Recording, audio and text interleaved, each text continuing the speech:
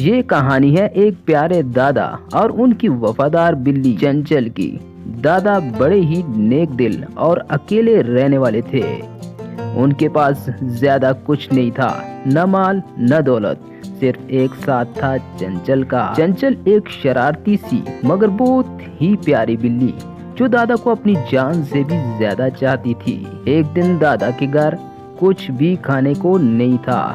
بھوک سے ان کا چہرہ اتر گیا، مگر زبان پر شکر تھا، آنکھوں میں صبر، دل میں اللہ کا نام۔ چنچل نے دادا کو کمزور دیکھا تو اس کا دل کانپ گیا۔ دادا بھوکے ہیں؟ نہیں، میں کچھ نہ کچھ کروں گی۔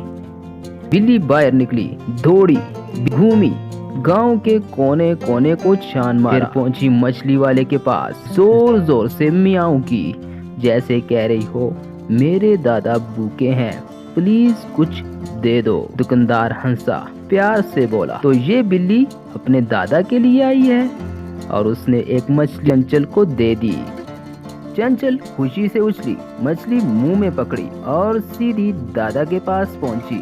دادا نے جیسے ہی مچھلی دیکھی تو آنکھیں بھیگ گئیں۔ ارے چنچل، تم نے تو میری جان بچا لی۔ دادا نے مچھلی پکائی اور چنچل پاس بیٹھی، بس دادا کو دیکھتی رہی، خود نہ کھایا کیونکہ دل بھر گیا۔ پھر گاؤں کے لوگ بھی آ گئے، کوئی دودھ لایا، کوئی آٹا اور کوئی لکڑیاں۔ دادا اب اکیلے نہ تھے، محبت ان کے در پر واپس لوٹ آئی۔